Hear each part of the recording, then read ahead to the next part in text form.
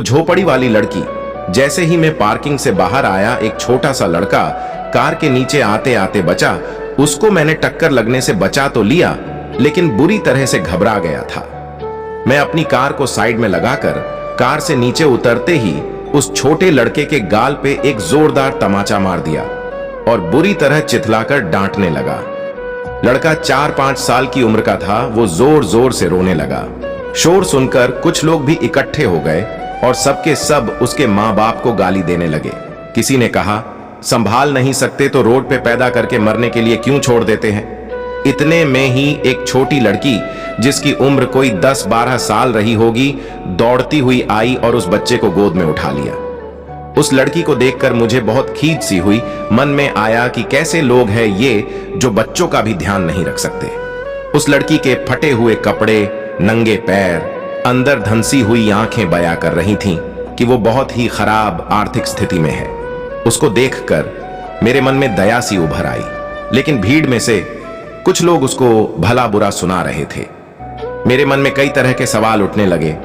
उस लड़की को मैंने पहले कभी इस गली में नहीं देखा था। मैंने भी उससे डांटते हुए कहा कि लड़के का ध्यान नहीं रख सकती, तेरे माँ बाप को अपने बच्चों की इतनी भी परवाह नहीं है।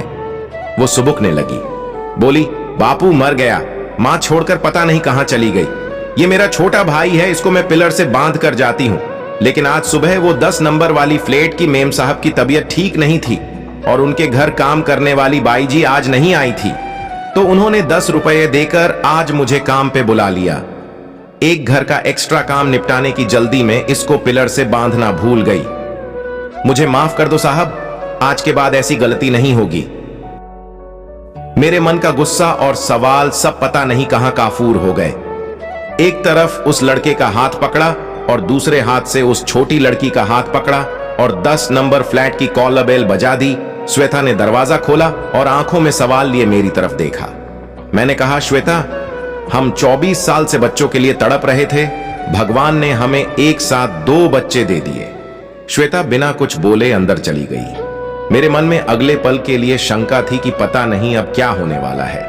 अगले पल श्वेता अपने हाथों में 2 तौलिए लेकर आई और बोली, चलो बेटा जल्दी से नहा लो, फिर स्कूल में दाखिले के लिए चलना है।